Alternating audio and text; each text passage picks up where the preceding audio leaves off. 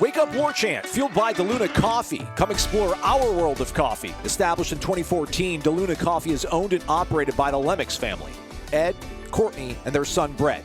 Ed graduated from FSU in 1979, Brett in 2009. Lifelong fans and Florida State boosters, the Lemmixes attend multiple football games every year where you can find them tailgating near the Unconquered statue. Pull up a chair and pour yourself a Palafox Place. Named after the main hub, Palafox Place in downtown Pensacola, DeLuna has combined a Brazilian, Colombian, and African bean to give it just the right flavor. This coffee can be enjoyed any time of the day. Use the promo code WARCHANT15 for a 15% discount. Visit DeLunaCoffee.com and check out their Facebook and Instagram. From Tally to Cali, it's time to wake up. Wake up, wake up. WarChant.com is your ultimate Seminole sports source. And this is Wake Up Warchant, fueled by DeLuna Coffee. Coffee's for closers only. Now here's WarChant.com's Azan Hajavandi and Corey Clark. Oh, hit me up with some of that thug. Yeah. Wake up! It's Wake Up Warchant, fueled by DeLuna Coffee. It's Miami week. It's Miami week. It's time to go big, everybody. And they go big over at DeLunaCoffee.com. Go explore their world of coffee. Take the promo code WARCHANT15 and get some Christmas shopping out of the way from the comfort of home. Something that you can enjoy. Make your day better. Fuel yourself up. And get a bundle. And everybody's like, Aslan, I like these bundles. Can we mix it up, though? I'm like, hey, man. Ed's ahead of the curve. He's ahead of the curve. Ed Lemmix, founder, the guy that runs the show, he and his son Brett, and his lovely wife, Brett's lovely mother, Courtney. They got two bundles going on right now, Corey, and it's a hot cocoa season for some of us. So we got one tumbler, we got one bag of hot cocoa, and a bag of Blue Angels coffee in one package, one bundle. The other bundle, you get a tumbler, the hot cocoa, and a tin of Blue Angels chocolate-covered espresso caramels, Corey. So pick your, I don't want to say pick your poison because it's delicious. Pick your I don't know, what would you say? Pick your deliciousness? I mean, that sounds good. Pick your deliciousness. Okay. Pick that sweet treat. There we go. See? What? Just always making me feel inadequate, Corey. Always coming up with better. That's what I do. That's what I do, buddy. WarChant.com, your ultimate Seminole sports source. Use the promo code WarChant30. Get yourself a membership over at the site. There's lots going on. Tonight, as you're listening to this, Florida State's basketball team tips off at 9 p.m., Corey. 9 p.m. It's going to be a long one. Although, no, we're going to do a live show Wednesday night, so we'll be off the hook by then. But that'll be going on. They'll be practicing later this morning. We won't have updates as they happen, but after practice, like around 11:30-ish, Ira, Austin, they'll have updates in a thread. But all you guys really care about is whether or not Jordan Travis practiced. He practiced on Tuesday, Corey. I exhaled. What was your reaction? Yeah, that's big. That's big because I think you asked me, maybe it was headlines, but I think somebody on headlines asked, but I think you asked me if they could beat Miami without Jordan Travis. And I think the answer that we all have is no, they cannot. So I'm not saying they will beat Miami with Jordan Travis, but he's their only hope. He's their Ben Kenobi. He's their only hope to beat anybody not named UMass on this schedule this year. Wow. But we like where we're going, though, everybody. We like where we're going. By 2023, we'll all like where we're going. That's what I'm told. Man, we talked about that. Again, this doesn't have to be we're not going to regurgitate headlines, but we did have a pretty long conversation about that because I'm a little harder on the coaches than they are about where the offense is, specifically quarterback. Because my thinking is if Tate Rodemaker can't beat out a one-legged kid that can't throw anymore, then Tate Rodemaker probably was a miss. Could be early, but probably is too early. I'm granting that. There have been people that have gotten better, and he's only had basically a year, one COVID year and one real year. But, basically he and Mackenzie Milton both got this, even if you take away COVID, and Rodemaker was here for COVID, even if you take that away, he and Milton started at the same point back in the spring. They both had a whole spring. They both have all this whole fall, and Rodemaker can't beat him out, which leads like, okay, that might have been a miss. That's fine. And then Chubba might have been a miss. It's probably too early to tell on both of them. But it doesn't speak glowingly about that recruiting class at quarterback when the two guys you brought in could not beat out what we saw on Saturday. So they don't get a pass for that. And they don't necessarily get a pass about Williamson not being anything of note year 2 or year 1.5. Same with Portier, not doing really anything, either one of those guys. When there's opportunities out there to be a starting wide receiver, they can't get on the field. So maybe those were misses, or maybe those guys have not been developed as quickly as we want. But, man, we hope the cavalry's coming, right? Isn't that the hope? Like, I don't think it's these guys can't coach. The biggest job a receivers coach has is to get good receivers in his program. Right. I've talked about Jeff Bowden for years. My man could be a Hall of Fame receivers coach if you just look at the guys he put out in the NFL. I mean, again, he wasn't teaching Peter Warrick how to shake 3 guys and make them fall down and look like idiots. He just recruited those guys and maybe he didn't, but he was there. He helped recruit those guys and get them to Florida State. That's the main thing, man. You've got to get this roster better. So it's hard to give the offensive coaches too much grief. I don't give them a complete pass because I look around the country and see other programs that don't have to depend solely on Jordan Travis to even be a competent looking offense. But that's where they are. They have no other quarterback they believe in, and they have no wide receivers that are apparently very good right now. Oh, man, I could go on and kind of pivot off some of the stuff you said, but we got so many questions on the Renegade Express. All right, well, let's get to it. And, hey, I'm not down on these coaches. I think we know they're good. I think they're good. I think they've this program is better than it was this time last year. Then again, this program last year was in the bottom of the San Andreas Trench. That's not what it's called. The Marianas What's it called? Trench. There we go. I was thinking of the San Andreas Fault. Yeah. Well, hey, they both fit, don't they, folks? It's an abyss. It's an abyss. We are deep down in the abyss. Jimbo 11, we need to know daily updates on Jordan Travis's availability for Saturday. Also, if Jordan Travis is unavailable, is it possible we might see Rodemaker? I guess. No, I wouldn't think that, right? Well, I mean, I don't. But why? If you were going to see Rodemaker this week, why wouldn't you have seen him last week? Yeah. No. Well, I mean, just possible as in if Jordan Travis is unavailable, is it possible we would see Rodemaker? I mean, it's possible that McKenzie gets knocked out of the game or something. So sure, but I think if say Travis sprains an ankle in the second drive, I think we would expect to see Milton come out and take some reps. Correct. Yeah. But we'll try to let you know, Jimbo 11. I don't know how we can.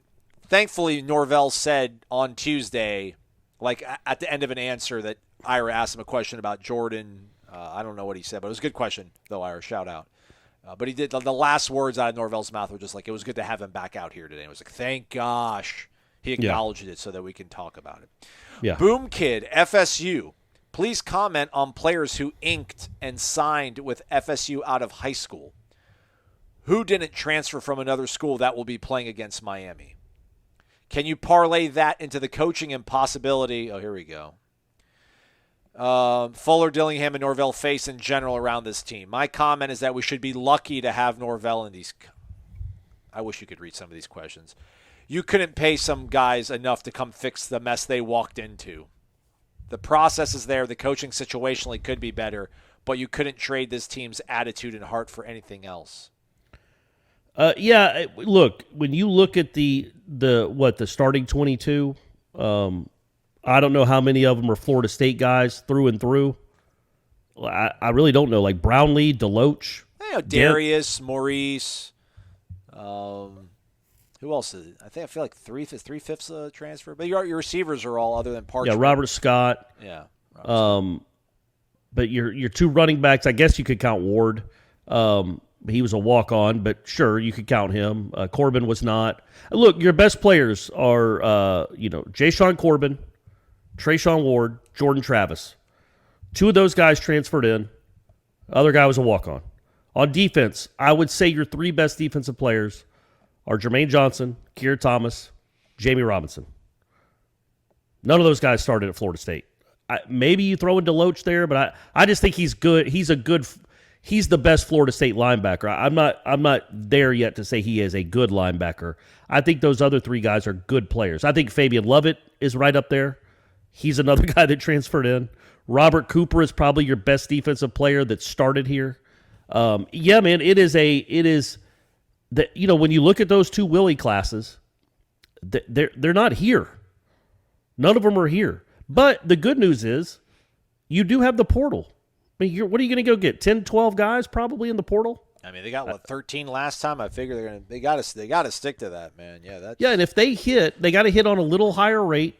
They've got to go get a wide receiver that they can count on. That's a big deal. A linebacker or 3 would be nice. But man, it is like free agency out there now. So it's going to take time to build them up to be like where you're watching on a Tuesday night and you're watching the college football playoff rankings to see if Florida State's getting screwed by the man again.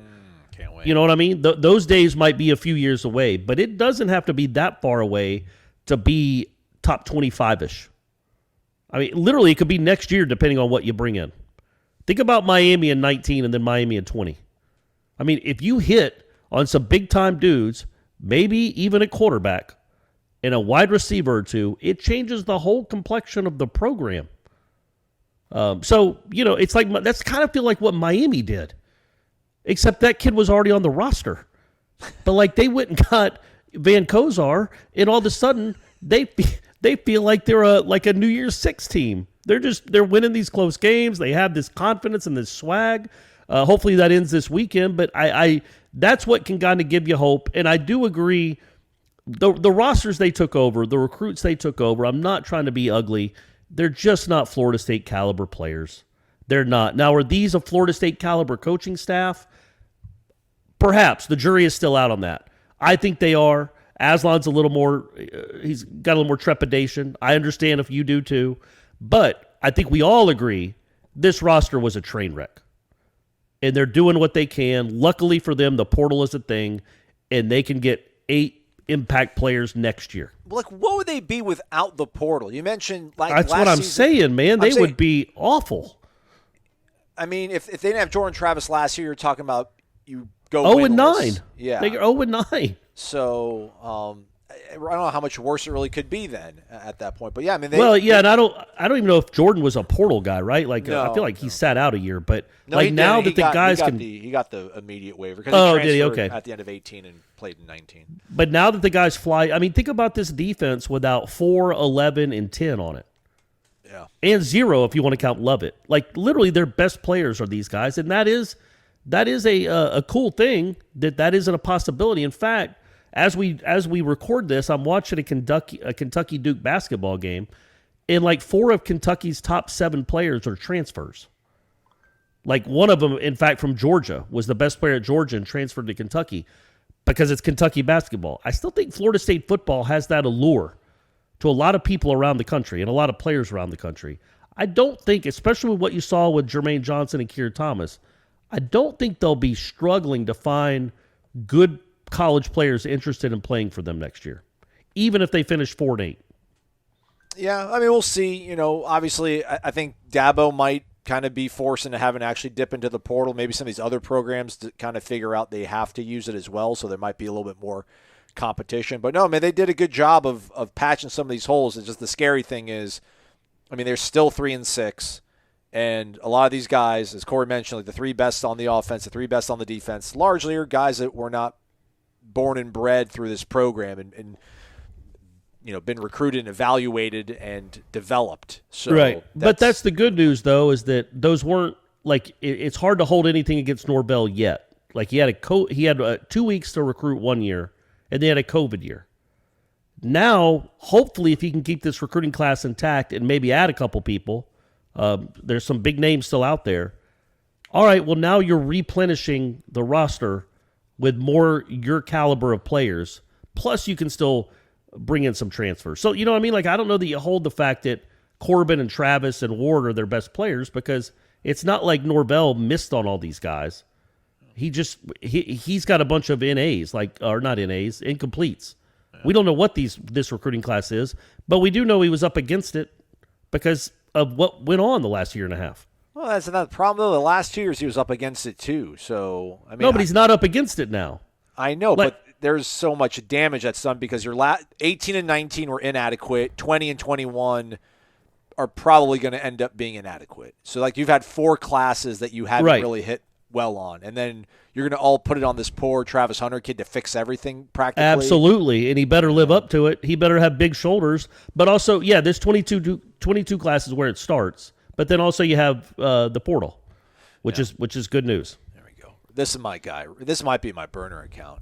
Random_John. Good morning, gentlemen. Do hope the past few days with us fans has not been too exhausting. We plebeians can be quite the frustrating rabble-rousers. No, you're fine, man. Keep it up, man. With Corey asking, what do you expect regarding this team, and Jeff Cameron leaving us believing that these coaches are nothing short of wizards after all he said on the Sunday Smash. Did you watch that, by the way? No, but everybody loved it, man. They loved it. I mean, I didn't know. I don't even want to go into it, but apparently he was a little frosty there at the beginning, and because somebody on the headlines talked about asked Jeff Cameron if they could have a homework assignment, if he'd give the fans a homework assignment to prove that they're good fans. Basically, like Jeff was just admonishing all of them for being dummies. Well, I'm not there. But yes, that's continues. funny that he said that. He said that Cameron thinks these coaches are wizards. Well, that's where we go to. He says, these coaches are working miracles per Cameron. I guess I, random_John, am left with, of what exactly should we fans be allowed to actually be critical of? Do I agree that we look better than last year? Yes. We went from awful to just above terrible. I believe that's a fair statement. Either way, our losses have still mounted, no matter if they are pretty or ugly. As Aslan's adopted father, Jimbo Fisher, would say, losses don't care who lose them. Or as Bill Parcells would say, right. You are what your record says you are. I want to try and articulate this in a way that states, while we are improved, we are still really bad. So in your opinion, are we an awesome 3-6 team, or are we what anyone thinks of a 3-6 team? When are we, as fans, allowed to be critical of the result versus the process? I love you, random_John. I understand Norvell is not being fired. I'm not advocating for that. What I am advocating is for the voice of the frustrated who have loved this team through the last 4 or 5 years of suck. When are we allowed to say, yes, this sucks. What can be done about it? I know we were hoping for the recruiting class to come through because if it doesn't, well, to once again quote Corey Clark about this team and coaching staff, what do you expect? For me, I expect people to drink DeLuna coffee and to subscribe to Warchant. Go Noles. Oh, man, let's go. I feel your angst, random_John. I feel your angst. Go, Corey. Come on. Defend it. Well, there's nothing to defend. I mean, he seems like a reasonable, logical person. Yeah. And the thing is that because I hear Jeff say that they're miracle workers, and again, I'm not going down that path. You are, again, you could go the Parcells route, but as I point out, man, we went into the season thinking they were 5-7, 6-6, 7-5, somewhere in there. Yeah. That stupid Jacksonville State game ruined a lot of things, and they deserve all the vitriol any fan base could ever muster for that stupid game plan, for the fact that Mackenzie Milton played that whole game, almost bowing down to the pressure of a fan base because of 1.5 drives at the end of a game. All of a sudden, he's your starter the whole rest of the game, and you score 3 points in the second half to an FCS school that has since fired their coach or their coach. Anyway, I'm not rehashing that. That was ridiculous. But look at the rest of the losses. They lost to Wake, who's 8-1. They lost to Notre Dame, who's 8-1. They lost at Clemson, who's 6-3. Not great. And then they just lost to the number 16 team in the country when half the team had the flu and the quarterback wasn't playing. So I get that the losses are frustrating, and trust me, man, I grew up a Florida State fan too. This sucks. I agree with you. It sucks. And it's not awful. It still beats having a real job. But to talk and write about a team that doesn't win can be pretty draining. But they are better. It's just not happening as fast as we want it to. And the coaches certainly aren't above reproach. They've made mistakes. Hey, keep calling those QB sneaks with Mackenzie Milton, guys. You're crushing it. That's a great play call. They deserve criticism. But it was a terrible roster they took over. They got hit with COVID. They don't have any quarterbacks, especially when their leader, their main guy, has the flu. And yet they were in the game in the fourth quarter against a good team, in a game they were underdogs in. So I guess my point is I don't understand all the anger from this particular game. If they go out and get housed by Miami 40-14, buddy, I'm shouting from the mountaintops too. This isn't good enough. This isn't good enough. But they lost to a team they were supposed to lose to when half the team had been hit by the flu and their quarterback didn't play. And they were still in the game with a one-legged quarterback that can't throw. Or can't throw, extreme distances. So that I guess that's the disconnect I don't understand is the anger about this particular game. Or is it just the overall, you're now 6-12 in your last 18? Yeah, I guess that's what it is. Well, yeah, it's the accumulation. But this one wasn't as bad as Louisville. This one wasn't as bad. I mean, it wasn't as bad as Jack State. At least Louisville, you went down swinging in the fourth quarter. They did nothing in the fourth quarter. They went absolutely impotent in the fourth quarter. What can you be critical of, he asks. I mean, you could be critical of the way they played out this whole entire quarterback situation. Yeah, going after absolutely. Mackenzie Milton, to have the confidence to go after him day one and for it to work out and look like this, that's just not a good sort of sign of their judgment and evaluation. I don't know how you really could evaluate Mackenzie Milton. It was worth a flyer, but that wasn't a flyer what they took on him. That was, man, we hope this can be a solution to our problems. Chubba Purdy leaving in the middle of the season, not being able to figure out a way to get through to him. That's not fair, but might not be fair, but you can still have a little bit of jaundice eye, to take a phrase from Jeff's lexicon. That's fair. The way they came out the first two games of the season, the first half's we weren't prepared for that. All right, man, we'll figure it out then. Figure out before you go to halftime. This stuff that we haven't seen, the stuff that we haven't prepared for. Man, you're ahead. You're the Power 5 guy now, Kenny. You're ahead. This is a Power 5 job. You're calling plays. You have to be able to go to something quicker than getting in the halftime and closing the curtain and start putting stuff on the grease board. He said after the first two games, we weren't prepared. Well, not that they weren't prepared, but that's a bunch of new stuff we haven't seen. Well, man, that's part of their job to figure these things out better. Well, I think the biggest mistake they made this year, but I think it probably only cost them a game in reality, is how they handled the quarterback thing. It just quarterback thing hasn't been good. Some of these fourth downs, hey, listen, yeah, man, the onside kick was awesome, but you lost the game. So we can't we're not going to be able to celebrate the onside kick as much as we sort of bash on the fourth and three because you lost the football game. Some of these fourth downs have been a little bit, a little bit herky jerky in terms of what they're trying to get accomplished on there. Again, to still be in week 4 and them not knowing that they want to go all in with Jordan. That's my biggest problem with the whole against thing. Jacksonville State you can complain about. Listen, man, I know Notre Dame's 8-1. I know Wake's 8-1. Wake Forest game is probably the only game they really didn't have a shot in the second half. Again, man, they had all the momentum in the world against Notre Dame week 1. We're not going to get too upset about that because we didn't have high hopes for this season. We thought they'd be 5-7, 6-6. They had all the momentum in that game, and then they start doing warm burner snaps, and they can't win that game. Okay, whatever. Clemson game, again, I'm going to say this until I'm blue in the face. Man, you had the ball 5.5 minutes left. Get 2 first downs. Get 2 first downs and you win that football game. They couldn't even get positive yardage on that second-to-last drive. You can criticize that stuff. And again, to Corey's point, I am not advocating, just like Random_John, I'm not advocating for firing Mike Norvell. But don't come at me with this whole, man, we're lucky, we're blessed to have him. Come on, man. I'm not going that far. I mean. Well, that hasn't been earned yet at all. You can't go 6-12 and say, and I hope nobody's said that they're lucky to have these guys. The guy before literally just said, Oh, yeah, I'm sorry. I thought I meant on our airwaves or something. And look, I'm okay with fans thinking that too. It's positive energies works too. That probably helps things. It doesn't hurt. But yeah, man, they've made mistakes. They are not infallible. Clearly, you don't go 6-12 and you're infallible. I just think when you talk about 4th and 4s or particular plays against Jacksonville State, yeah, man. Again, I think that they're a 4-5, 5-4 football team that happens to be 3-6. I mean that happens, but this is what they are. This is their talent level. I think at the end of the day, though, the problem is the talent level. Again, I don't know what you think a great coach would be doing here with this cast. It would be hard. But that doesn't give Fuller a pass for what happened in the first 4 games of the season, where dudes are running free like it's like Florida State's playing a prank on people. Like, let's see, maybe he gets nervous if he's wide open. Maybe he'll drop it. Like, it didn't make sense how bad the defense was, specifically the first half of the Louisville game. But then since then, they've been pretty good. The offense, it doesn't make sense.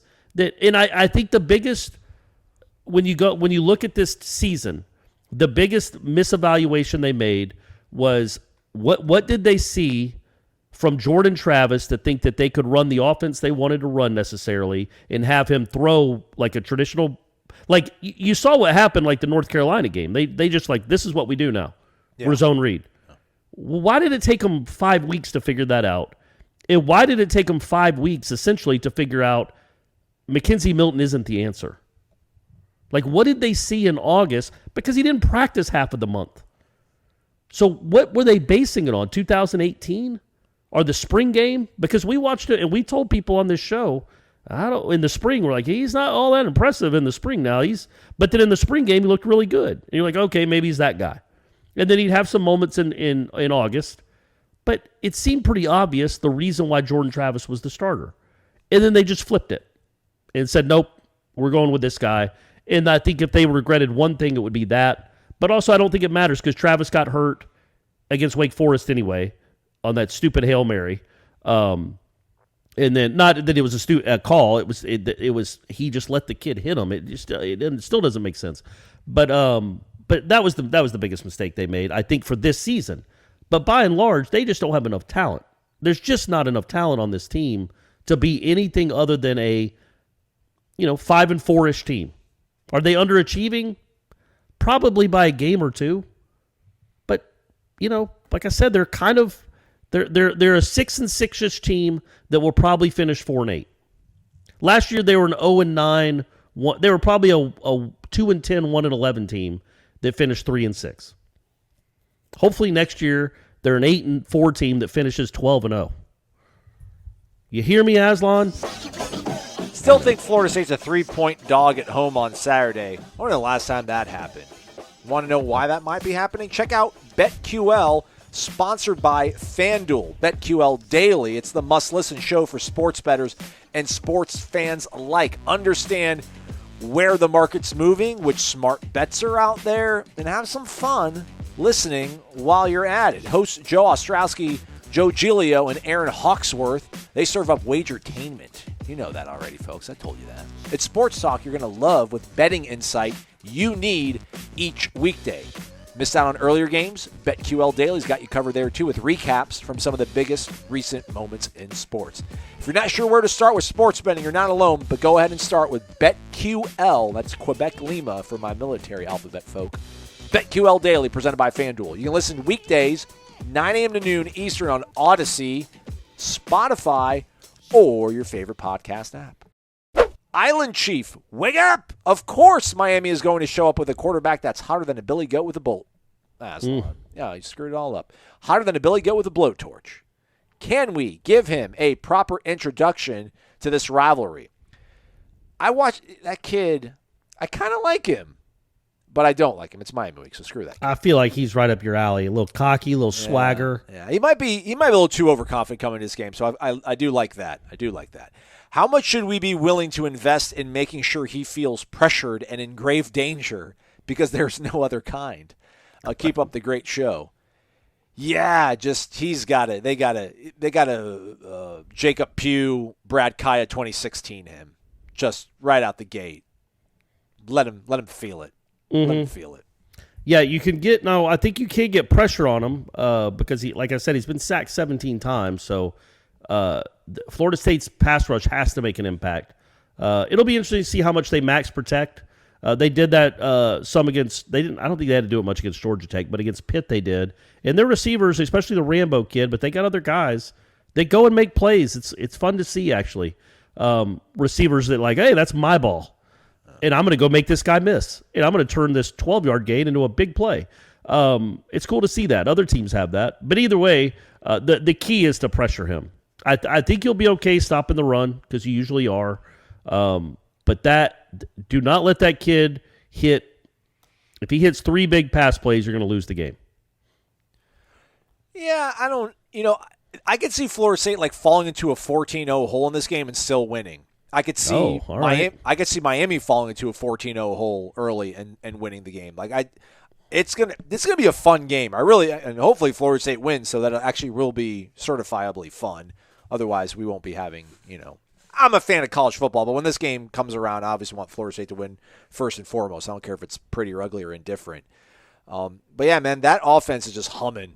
They're good offensively. That Rambo kid's good. They still got Jeff Harley. I don't know how much freaking eligibility that guy has. But they fumbled the ball like 3 times in the first half against Georgia Tech, and they had some crazy penalties. I don't know I think a lot of Miami fans, they believe that they've always had talent. They've had really bad coaches, which maybe, Al Golden, Randy Shannon. Who was it before our guy that showed him? Well, before Manny, Mark Richt was good. Mark Richt. But, man, if Manny loses that job and they get somebody in there that's decent-ish, we could do a whole show on this. If Mike Norvell was the head coach of Miami would be in the lead of the Coastal right now. They might be sneaking around and maybe getting into the playoff. That's a good roster. Manny's not a good coach. Florida State's got the better coach. I think Miami's got the better quarterback and the better roster. But I think I don't disagree with that. They certainly have better skill players. The Knighton kid's good too, man. He's back healthy. He's hot and cold, but he turns the ball over. He's a little bit of a liability, fumbling. But he's got talent for sure. And I think they got some. They have some pretty good guys on defense. Man, he's certainly had more talent the last 2 years than Norvell has, and it's not close. But I don't disagree with that. I think when you look at Miami's games, like they lost to Virginia on a doinked field goal. They lost to North Carolina 45-42. Lost to Michigan State. That's the one. We didn't know Michigan State was that, but that's the one where they kind of got dominated. But their other losses are close losses. But then all their wins are close wins. Yeah. So again, they could be undefeated in the ACC, or they could have lost every game in the ACC. That's just college football is becoming more and more like the stupid NFL, man. Where it all, like watching that game Monday night, I was watching it with Stephanie at a local establishment. Lucky enough to hang out with the great Sammy Smith for a little bit, which was awesome. No kidding. And he told me to tell you hi. Stop it! I'm telling you, man, he's a fan. Let's go. Was awesome. Yeah, he was in town for a golf tournament. He works at Ole Miss. He's really heavy in the FCA and works at Ole Miss. But he was in town. I think he had left by this point, and he was just eating dinner, by the way. I was not. I was there I had already eaten dinner. I was there. But anyway. Throwing down seltzers. Right. Well, the Trulies. But watching the end of that NFL game, the Bears take the lead with like a minute 50 left, and Stephanie's like, all right, the Steelers are going to lose. I'm like, are you crazy? It's the NFL. There's a minute 50. The Steelers are going to go get 3 first downs and kick a field goal. The only question is, will they leave enough time on the clock for the Bears to go down and get a chance at a field goal? And that's exactly what happened. Yeah. Every NFL game plays out the exact same. And college football is starting to be like that, man, for the most part. Like, Georgia's the only one that just steamrolls everyone right now. And they might have themselves a challenge here this week. But like Alabama, it comes down to the last drive against LSU. They also barely beat Florida. Like all these games, man, what's the difference between some of these teams, really? Like NC State and Florida State. If Jordan Travis plays, that probably comes down to the final minute. Yeah, I'm not saying Florida State wins. Yeah, 3-point spread. Yeah, it was going to be competitive. Yeah. I mean, that's every game. Yeah. Like if Florida State has lost 4 games this year, we're on the final possession. So it's just, I feel like it's just like it's the parity is such until Florida State gets the proper talent where it's like, man, you're going to be in a grind every week. Every week is a grind unless you just have incredible talent, and Florida State clearly does not. Oh, I don't know how we're going to do this for the rest of the week. We got so many questions and so little time. We're going to keep persevering. Walking Nole 01. I'm not complaining, everybody. I love it. I love it. Howdy, howdy. It's Hurricane Week, gentlemen. Excited to get to see both of you at the CP this Friday. That's right. I got to go back there again. Awesome. Can't wait. Don't be like that, man. Hey, hopefully the weather will be much better. We can do a little outside hanging out. Well, that's not that. It was just a gross, raw night. Man, I was all cozy. I'm an old man. I'm all cozied up on the sofa. Feels good. It's like 48 degrees and raining out. But it was good to see our guy Kirk, Noel, and Michelle, and you and Stephanie and Tom and Jamie and everybody. Everybody, I loved it. All right, you guys really killed my predictions for last week when you didn't tell us about Jordan Travis. LOL. But I know you're just doing your job. Thanks, Walker. Appreciate that. On to this week, though. Let's just win. How about it? I think we can, but we'll need our receivers to show out. No question this week, but one comment. My brother and I went to the Miami game in 19. We all know what happened after that game. But I do really feel like for this program, it's in a much better spot than we were at that time. It does a heart good to know that your team will be busting their tails to try and get a win when you drive 6 hours to see them. Y'all have a good week, and we'll see you guys Friday. Yeah. I mean, it's a fair point. No, I for agree sure. with that. No, yeah. this is my thing. I'm sure at some point we talk about this team for over 5 hours a week every single week. Like, did we say that they didn't play hard for Willie? Well, there were certainly times where they were not. Well, and they were also not mentally tough at all. They spiraled into madness, and that goes back to Louisiana Monroe. Right. They got up 21 on Boise. They got 21 Louisiana Monroe. They gave away the game at Miami. Like they weren't an easy team to cheer for because they didn't seem all that physically tough. Again, they would all destroy me within 9 seconds. I'm just talking about in a physical confrontation. I'm just talking about overall as a college football team. They weren't physically imposing, and they weren't mentally imposing. They kind of shrunk in the moment. I don't feel like this team does that, even when they have an excuse to. No, for sure. I guess, like, I don't. It's more like an esoteric thing. I don't think you can like see like this great. I mean, I don't know what was the one play you were talking about. You kept trying to point it out as it being like the next LaMarcus Joyner getting up and chasing down whoever against Idaho. There's somebody did that this season. It was Deloach against Notre Dame. Yeah, on that horrible screen call. Yeah, the blitz, and then he goes and actually makes the tackle. Great memory on you. Like that kind of stuff, I see. But I mean, they make more plays, which I think results in us thinking that they're playing harder, just that they're actually more productive, they're more successful, which is awesome. And they do play hard. Yeah, man, they've had opportunities in all these games to quit. And again, like they don't want us to pat them on the back, and that's why I don't really want to get down this path all that much. But that's extremely comforting and reassuring. I don't think that's something you lose if he loses. That's something that will always sort of be. Let me fix that. What Mike Norvell's done, he's left. Even if he were to somehow get fired after they lose to Miami, he gets fired, which is not going to happen. I'm not advocating it won't happen. How about that? If that's just like the 2-year ritual at Florida State, lose at home to Miami, you're done. But I think he's definitely left this. He'll have left a better place for whoever takes over. So that kind of stuff, I do believe. Like if you got somebody that's just even remotely worth their salt, would be able to kind of keep that stuff going. It's really hard though to get them out of the ditch. Like he did the hard part for sure, and getting these guys to believe and play hard for entire 60 minutes.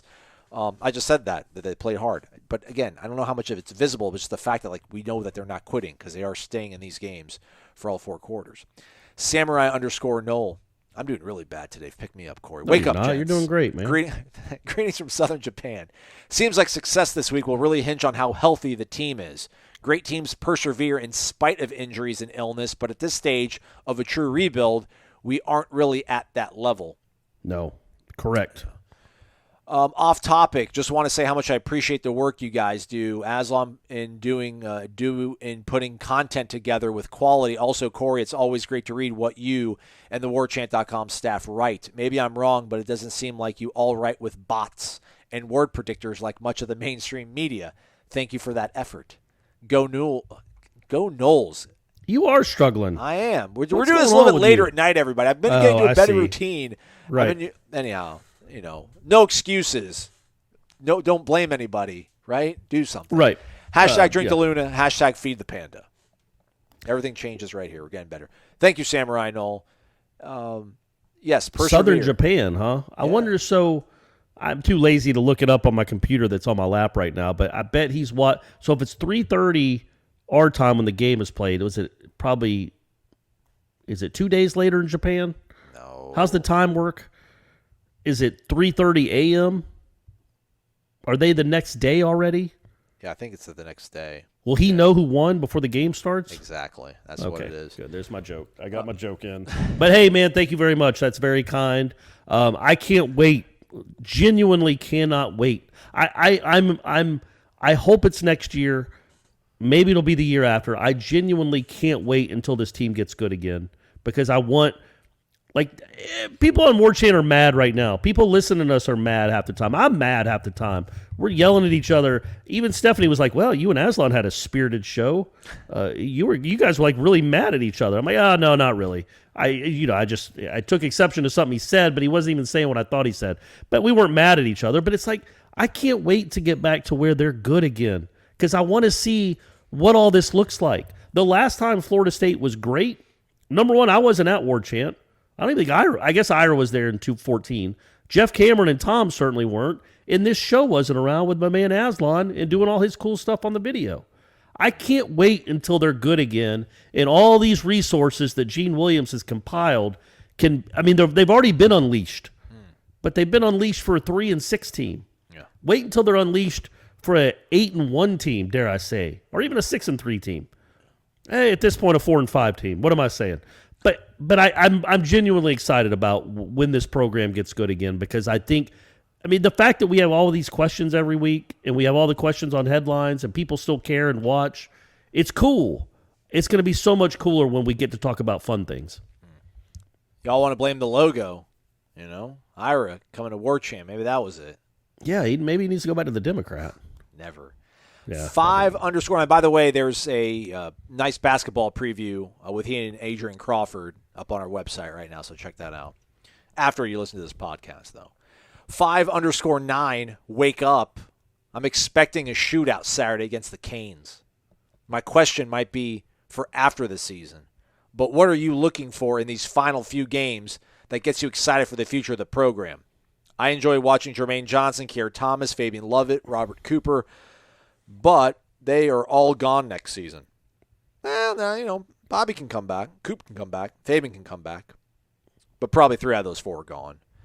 Portal season is almost here, and while I'm hoping we can hit home runs again, there's no guarantee we find more defensive linemen like Johnson, Thomas, and Lovett in there.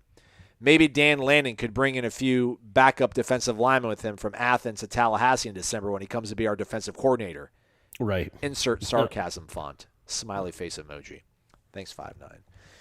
All right, what are we looking for in these final few games? Just win one of these games against a Florida team. Just win one. That's all you got to do. That's all you got to do. Beat Miami or beat Florida. What do I want to see, nice, though? Wouldn't it? Other than that's that, maybe Jordan that's Travis playing all 3 of those games. And imagine if he were to beat Miami and Florida. That would be pretty cool.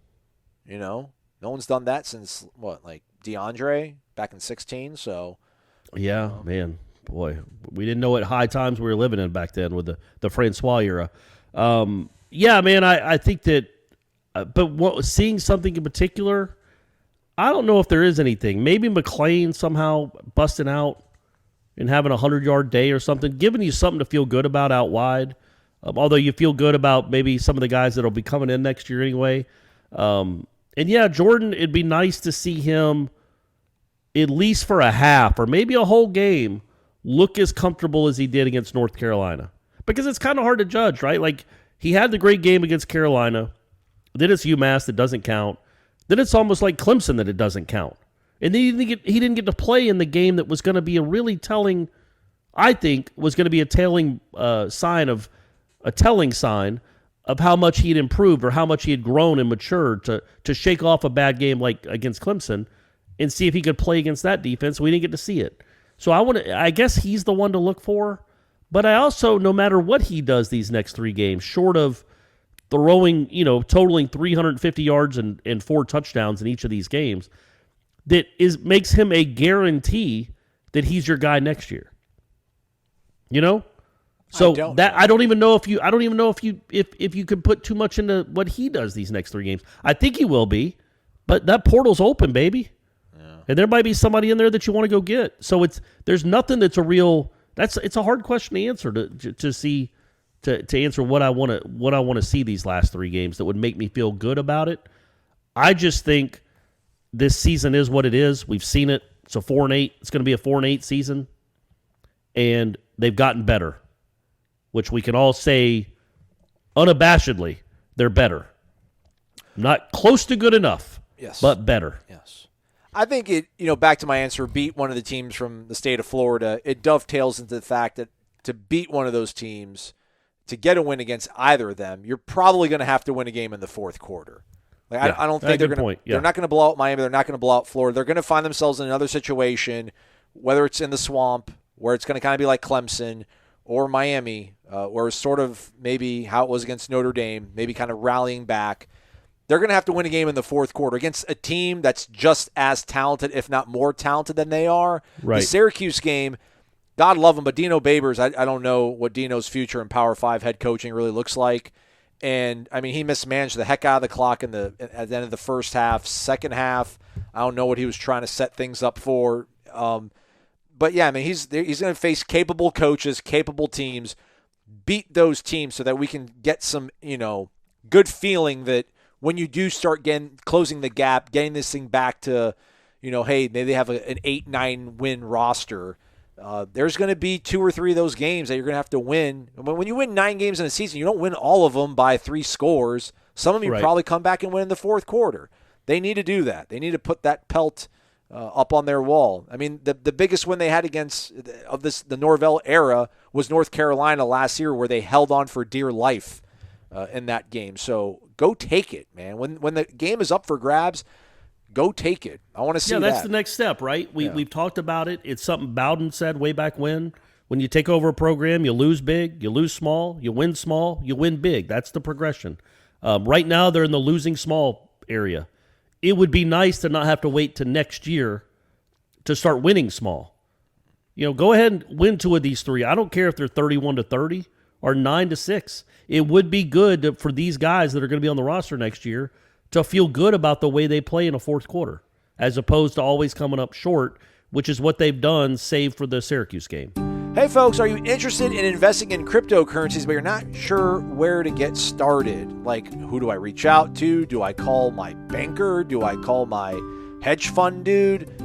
Just grab your phone, go to the App Store, search for Kraken, Kraken.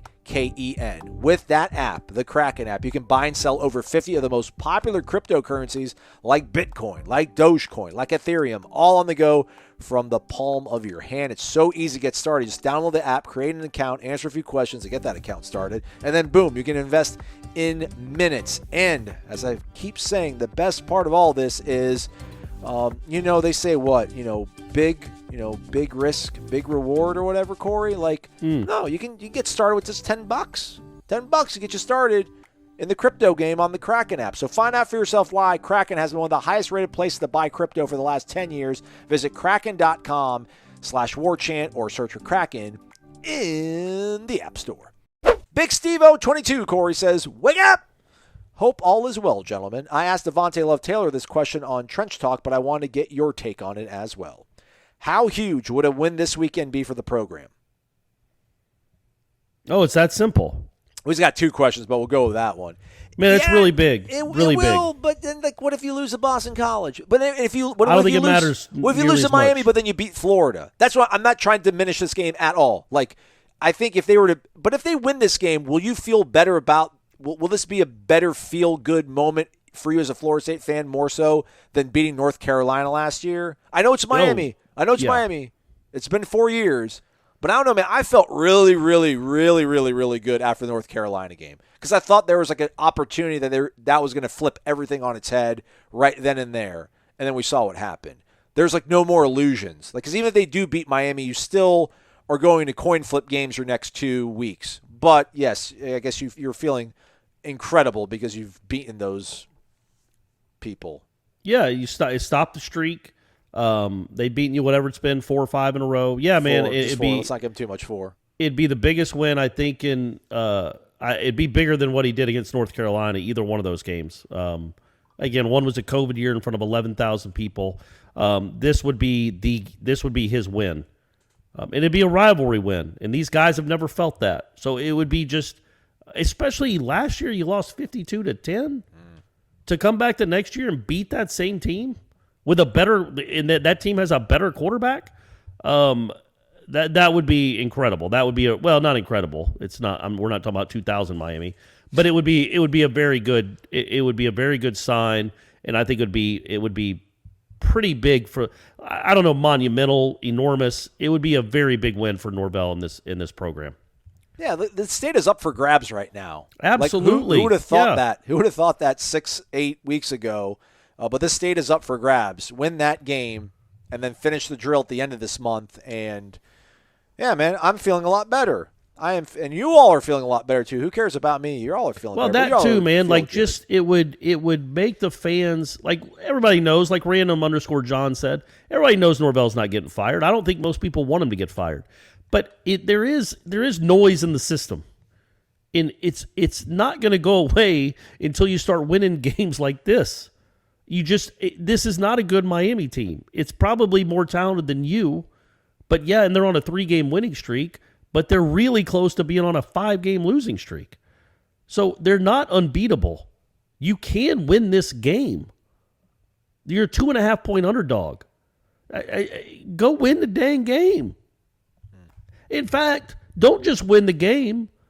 Pulverize them, Aslan. Pulverize them. 38-3. Do something that'll just be like people will. I was going to say when they get their newspapers the next day, but that doesn't happen anymore. When they get their notification on their phone about the final score, they're like, this has got to be a misprint. Yeah. Florida State won by 40 points. Go do something like that. Well, hey, what did we say, 59-15? That'd be nice. 59 coffee from DeLuna. Return the favor from last year, whatever that score was, 52-10. See if one of their DBs, when you're up 52-3, and you throw a bomb and he knocks it away, see if he gets up and waves his finger. Yeah. Well, I mean, Adam Fuller, he's got to be, the last 2 times he's lined up against the Rhett Lashley offense. I hope it didn't sound like I said Brett, but Rhett hasn't ended out really. I mean, they won the game in Memphis, but I think they still put half 100 on him. That was like a 54-50 game, I feel like. Like, game day was in Memphis in 19. But, yeah, he hung like half 100 on Adam, and then last year did it again. So let's knock that off, Adam. Tighten up. Right. Tighten up. Big Sivo also asked, which player from each side of the ball has to have a great game for us to win outside of Jordan Travis and Jermaine Johnson? How about Brownlee? Okay.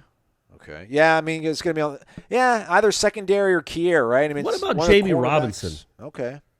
Like, what about, because they're going to take shots, man. They're going to take shots. Kevin Noles. And they're going to take shots with that dude out wide, the Rambo kid. So maybe Jamie Robinson coming over the top and a little double coverage, little reading it, comes over the top and gets a couple picks maybe. That'd be something.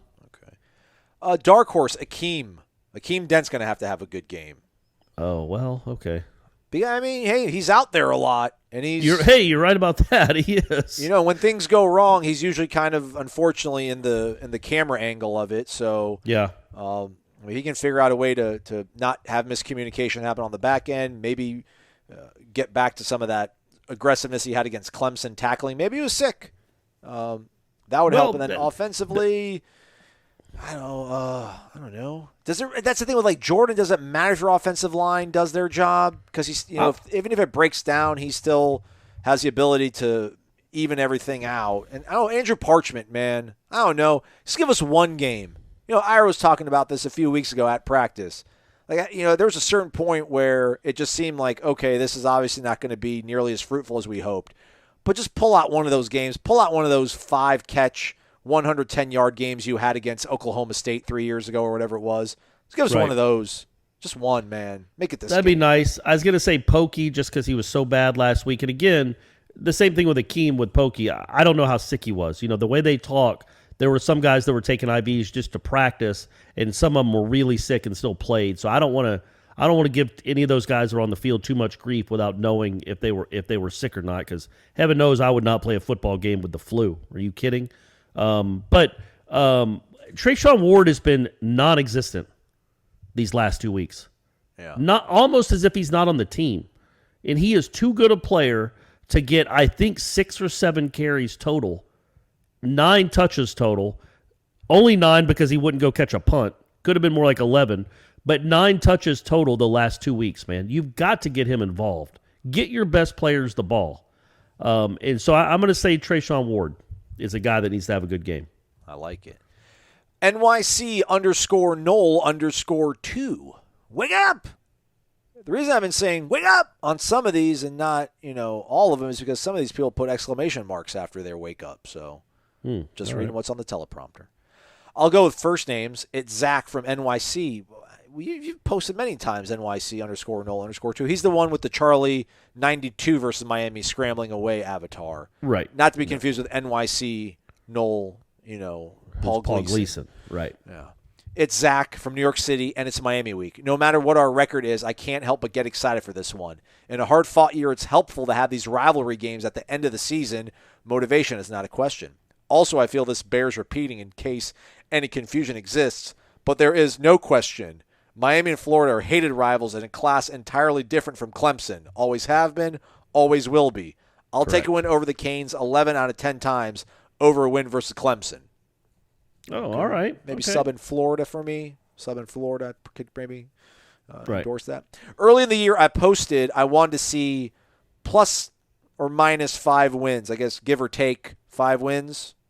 With FSU playing competitive into the fourth quarter against the good teams, Clemson, NC State, with periods of these games when FSU can move the ball consistently or shuts a team down for a quarter at a time. Not a high bar, but compared to where we've been, it's a big improvement. Next year, the standard will be higher, but what we've seen so far is vastly better than 19 and 20. As Corey said, got to crawl before you walk. I'm not concerned. Do we have any more? Good. Yeah. Do we have any more information on the Chubba Purdy situation? Appears to have been a surprise to the staff as well as the fans. I wonder if it had to do with the combination of him not getting the NC State nod and the word that A.J. Duffy plans to enroll in the spring, last I read. That's correct. He hurt his finger, shut it down, focusing on enrolling early. By the way, Marvin Jones Jr. releases top 4. Florida State is in the top 4. I know everyone has to look out. Hey, Marvin, Florida State better be in your top 1. Yeah. You know what I'm saying? Your dad has his number up there, dude. He's the all-time best defensive player they've had. Come on back, man. He was part of the first dynasty. You need to be part of the second one. So I think he probably would not be a good person to ask because his son's involved in the recruiting process. But there's so many weird dynamics with Randy Shannon being here. Manny Diaz has Florida State ties, being their head coach.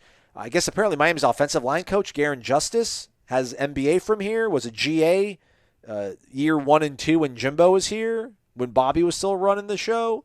Okay. Just to interview, like Brian McFadden. Although I don't know, he'll probably be diplomatic too. But just talk to some of these old school folks about how crazy is it that Florida State alums are coaching for Miami and a Miami alum, all-time sort of, beloved coach is on the Florida State side of things. Just to kind of, I don't know. That's why Ira's the managing editor and I just talk and just babble. Yeah, we didn't get a lot more on the Chubba situation. The one thing I did find interesting was when Norvell talked about it on Monday, he did say that Chubba was one of the guys that was sick as well. So, Yeah, I thought that was weird too. And I'm glad he added that because it's like, what?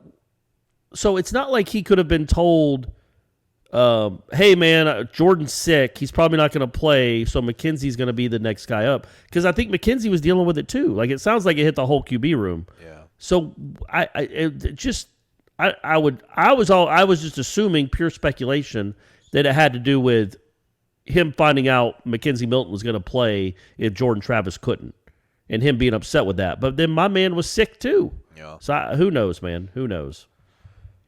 It's one of those things we'll probably never find out. Although he seems like a pretty candid kid. Maybe wherever he lands at his next school, they'll ask him, and maybe he'll divulge something. Well, and I also thought it was interesting when Norvell, after that UMass game, because we talked to Chubba, mainly talked to Chubba because he only threw 5 passes, and it was a 100-0 game, but mainly talked to Chubba so he could ask him, tell us what a great teammate McKenzie was. That's the only reason Chubba was out there. But Norvell talked about that when you asked him that question about Chubba on Monday. He's like, yeah, he goes, we thought he was developing. I liked everything I heard after that game he played. Basically saying the interview, he watched that interview. Which leads me to believe you're always checking the temperature of the kids that don't play a lot, just to see what they're saying. So he saw that interview and liked it, and then whatever it was, 9 days later, Chubba's bouncing. NYC_Nole_2 Zach says in closing, hey, NYC_Nole, Paul Gleason avatar, I froze when I signed up for Warchant and took the second NYC Seminole handle. But let's put the past behind us and join forces to watch FSU embarrass the U this coming Saturday. Deal? People helping people. Yeah. Always drink your DeLuna, everybody. Hit the like button. And Corey, if you're on the Truly train, you should try High Noon. Nooners. You won't go back. Go Noles. That's, what is the High Noon? It's got vodka in it, too. That's what I thought. It's a seltzer with a shot of vodka, apparently. Man, I know that would be bad news. My problem, everyone, because you wanted to know, is that I drink constantly. Not like I'm an alcoholic. Just if I have a Capri Sun in front of me, if I have a beer, if I have an apple juice, a water, a Diet Coke, which is more likely, I'm drinking it all the time. Like it's almost like a habit, like an oral fixation where I got to get that bottle up to my lips. Even when I'm not thirsty, it's just out of habit. So that's why I can never drink hard liquor, because I would just constantly keep taking sips, and the next thing you know, I'm naked and proposing to a werewolf, or whatever happens when you drink bourbon. I don't know, but I know that I wouldn't want to. I couldn't drink anything with vodka because it would be. Sometimes I have some bad nights just with Ultra. So imagine your dog drinking vodka. I mean, good grief. Anyway, was that out loud? Is the mic on? Are we still doing a show? Let's maybe squeeze in two more here, and we'll be live 6:30 Wednesday, live show, YouTube, Corey and I. We'll try to keep it trim so the big guy can get his trivia night. No, that's fine. I won't bother. It's Miami week. Come on, man. The people need you. That's right. It's Gator Kirk. Wake up. Who am I kidding? Well, you put one exclamation mark, so we'll give him wake up. Who am I kidding? You guys probably cannot sleep due to the frenzy surrounding this week's game. Who is this? Gator Kirk? Gator Kirk. There you go, Gator Kirk. Oh, man. I've been doing so good trying to get to sleep. You know, the clock turning back an hour helped me out. Man, it was good. Like, I woke up at 8:30. I'm like, oh, look at this. Man, that stuff is nonsense. It is, though. Golly, what are we doing? What are we doing? Why, do you know why we do that? Like, Stephanie looked it up. I know we probably do this every year that this happens. But she said it has something to do with coal manufacturing or producing coal during World War I. Is when we started daylight savings time. I thought it had to do with farmers. I thought it was the farmers thing, but the more I dug into it, I think I thought it was World War II, but maybe it is World War I. Yeah, it was some sort of, it was for like the war effort, apparently. All right, we're not at war anymore. Yeah. And hey, somebody said, like, why are we making people drive in the dark in the winter? That's just not smart either. Why are you, all of it, it just doesn't, who are we doing this for? Yeah. And why can't we stop it? Like just think about like how easy. Think about like in the 70s when Congress was just like, you know what? Let's put fluoride in the water. Oh, this chemical that let's just put fluoride in the entire nation's water supply. All right, cool. And you just went along with it. But so they used to get stuff done back then. But now, try to get somebody to get rid of daylight savings time. They're like, oh, no. It's steeped in history. It's like, no, man, just nobody likes it. No. Who would be raising their arm saying, no, we got it. I love driving. I love it being 5:15 and being pitch black. Yeah. Everybody loves that. No, man. Why are we doing this, Aslan? We don't need it. Growing up, I thought every country in the world did it. You know what I mean? I thought we're the only ones that do it? Well, there aren't many of them. Oh, okay. I literally thought like it was a world. It was almost like you had to do it because of the way the Earth rotated around the sun or something. That makes sense. I thought it had to do with science, not just a war effort from 70 years ago.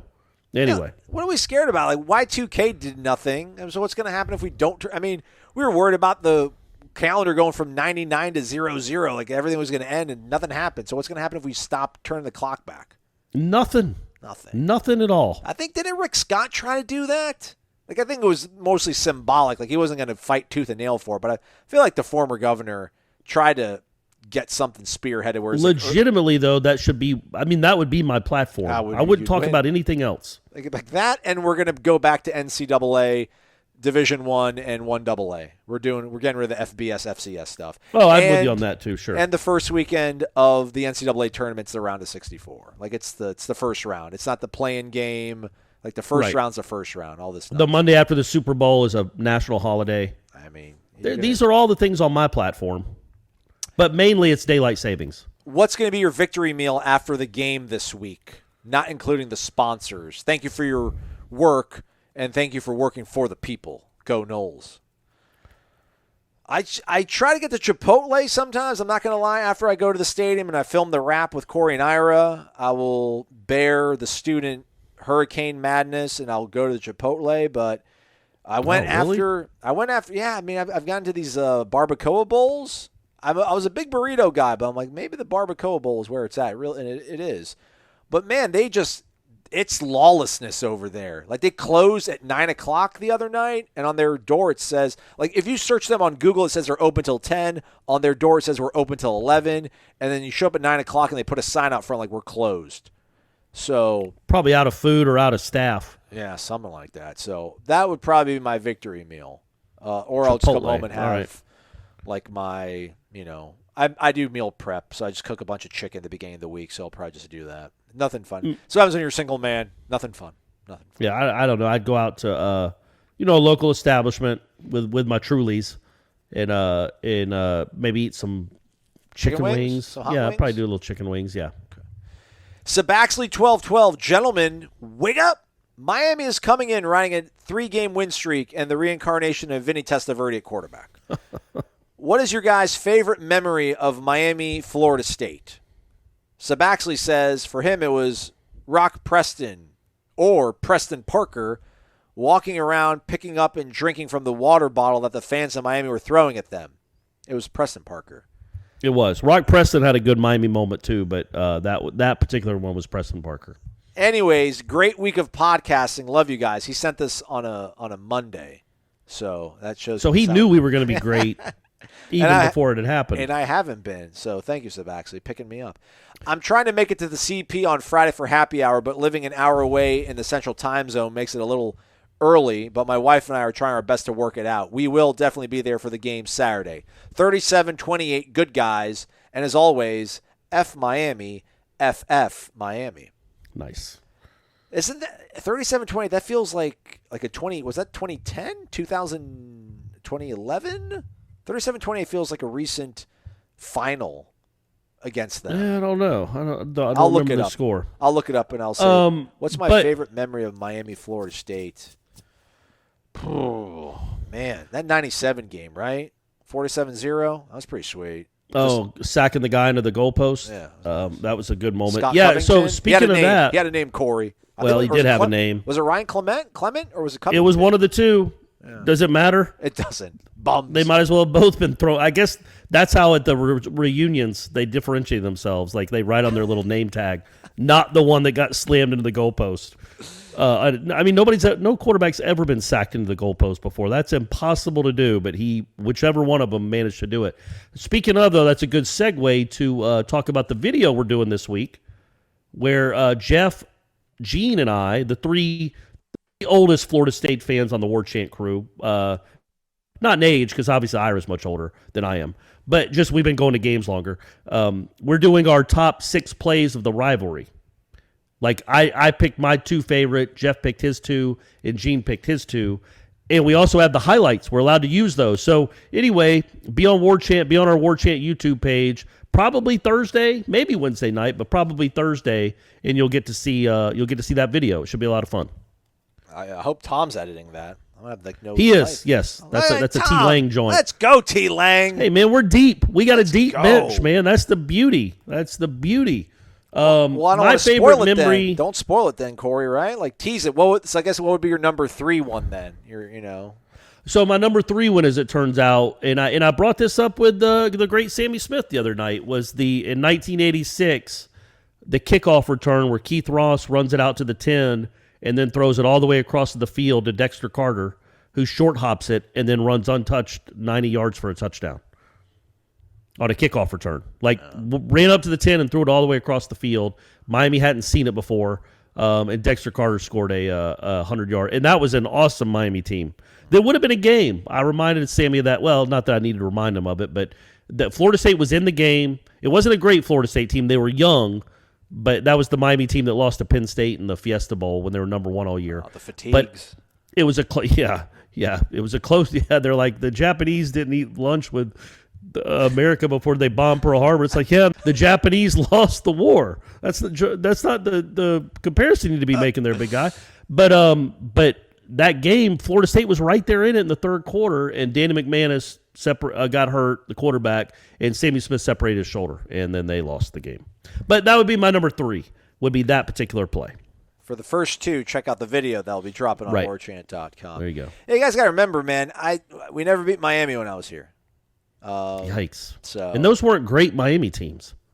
2002 they were solid. Oh, they were good in 2002, but like 2003, and I guess 2003 they were pretty good, but 2004 and 2005 they weren't anything special. Well, we won in 2005. The Muff, but Yeah, I I was was no gonna say, longer a weren't you student. there? No, that was my first game covering Warchant as an intern. Oh, okay, gotcha. God, that was 16 years ago. Dude, And that was an ugly game, man. That was horrendous. Oh, my gosh. Horrendous. Like, put in Xavier Lee already. Come on, figure it out. And then put Xavier Lee in there. Like, oh, he's not good either. Florida State had 80 yards of offense or something ridiculous, 102, and won the game because Kyle Wright got sacked like 9 times.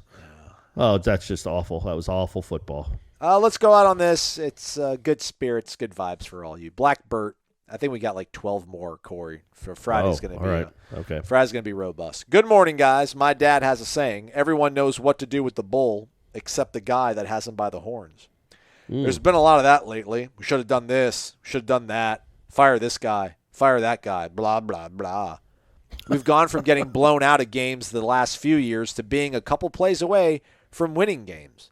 Losing sucks, and it's been happening here way too much the last 5 years. This team is getting better, and these coaches are working magic with this roster. This magic thing. I think Norvell will have us winning ahead of schedule in this rebuild. That year 0 became year 1 pretty fast, didn't it? Only a few more of these beautiful FSU football weekends left, and I'm looking forward to more of that magic. Go Noles.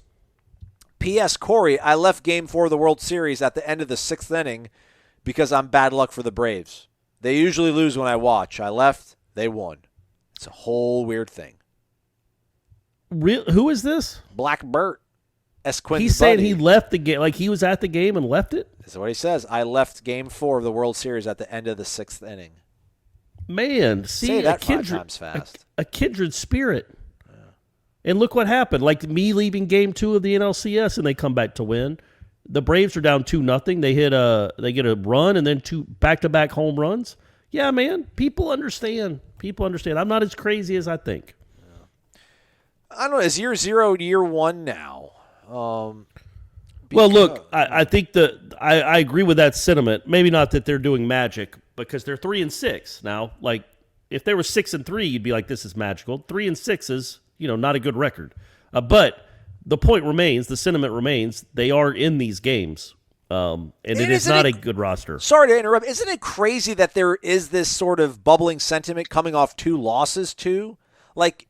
I think it's because who they were to, maybe Clemson, and then against maybe the best team in the conference. It's just wild though, because not a lot of people were trying to buy in after the North Carolina game. They're like, all right, yeah, that's cool. All right, I feel a little bit good about it, but I feel like almost people feel better after these last 2 games than they did after the North Carolina one, which is, I guess maybe it's because you did compete against Clemson. Yeah. Like, okay. We're not and then that the far NC away. State game, you did show some spirit, man, because you had that was legitimately, if you had an excuse to just be like, well, this ain't happening. Yeah. Kid can't throw. We don't have anybody out wide that can make plays really anyway, and half the team is sick or has been sick. This is not going to go well. This is a good team too. We're playing, and we're down 14-0. They got a chance. Who's quit against Florida State? Who's Florida State made tap out? Wow, Florida State, UMass, baby. Yeah, I guess so. Right? And I thought North Carolina kind of quit, honestly. Yeah, no, that's fair. In the fourth quarter, they didn't show any heart, and maybe that was more coaches, but they didn't show any kind of fight at all there at the end of that game. Bizarre game. But yeah, no, I just think that because they were on the 3-game winning streak, and then they lose at Clemson in a game they led with 5 minutes to go, despite not playing very well. And then they were in a one-score game with a much better, in my opinion, without Jordan Travis, a much better team. And they were in a one-score game with 8 minutes to go, and then went for it on 4th and 4. Because that's what you do. Just kidding. We're not talking about that. But yeah, I think that can give some people some hope. But man, you got to stack up some. Like, you can't just keep losing close and think fans of Florida State University are going to be cool with it. Oh well, at least we're close. We're getting close. Like, this is Florida State, man. This ain't South Carolina or Mississippi State or Ole Miss. They're not cool. The moral victories we're done with those. Like the Clemson win, and I didn't even think that was a moral victory because that's not a good Clemson team. But I'm not on that. I'm not. We're not doing that anymore. I can appreciate the way they play, and that they do. Man, they just have taken out the personality of their head coach. They have taken that on, and they don't give up, and they do come back. They do make things games. They are close. I can appreciate that without playing horns. I don't even, do people do that? I was thinking like when you play a trumpet with like a king and queen walk in, like in the movies. Bagpipes, I was thinking. Yeah, well, so but for a coaching staff that's still 3-6, like the days of appreciating moral victories or anything like a moral victory, I think are over. Maybe one time next year, depending on how good Clemson is, if you can keep that game close. But man, this is the last year of that. I want to go ahead and let people know that. You don't have to worry about me writing or talking about, hey man, they're getting there. Like, this is it. This is his year to get to do this. Well, no, it's done. There's no moral victory against Miami, Boston College. Well, right. Florida. That's what I'm saying. You're not getting you don't get. That's what I'm saying. So his moral victories are done. And going into next year, if they're 4-8 or 3-9 off this season, he's on the hot seat. Do I think he'll be fired? No, but he will be on the hot seat going into next season, and he will have to start having tangible results. Instead of just focusing on the process, which is what I've tried to do, because I do think if you look at the process and the team, they're better. But at some point, results are going to have to matter. And I think that point is next August against Duquesne. Starting with Duquesne. I don't know what their nickname is. I think they might be the Dukes, which is really stupid when you think about it. The Duquesne Dukes, it's probably not it. And then LSU moving forward. That's when you got to start judging more on wins and losses than anything else. Duquesne they are the Dukes, indeed. They are. I mean, that's like being the Florida Floors. Well, we're going to be I think Statesman was one of the original mascot options. The Florida State Statesman? That was, yeah. I mean it was, yeah. Delta State in Cleveland, Mississippi, they're the Delta State Statesmen. That's that just rolls off the tongue, doesn't it? And Tallahassee kind of makes sense. We got the capital, but Cleveland, Mississippi, there's no diplomatic post. Probably not a lot of statesmen in Cleveland, Mississippi. Good point. Love you guys, though. Love you guys. All right, man, we're done. We'll be live 6:30 p.m. Before that, Jeff Cameron goes 1-3. Before that, Florida State's practicing football for Miami. We'll have updates, interviews around 11 a.m. on warchant.com and our YouTube channel. So stay connected. We're here. We ain't going nowhere. He's Corey. I'm Aslan. Thank you for listening to Wake Up Warchant, fueled by DeLuna Coffee. Come explore our world of coffee. DeLuna Coffee features over 24 different blends. DeLuna's unique roasts can be delivered ground finely for drip coffee makers, coarse for the craft crowd, untouched as a whole bean, or even in convenient K-Cups. Founded in 2014 by the Lemmix family, Ed and Brett are FSU alums and boosters who are extending a special offer to all listeners. Use the promo code WARCHANT15 for a 15% discount. Visit DeLunaCoffee.com and check out their Facebook and Instagram.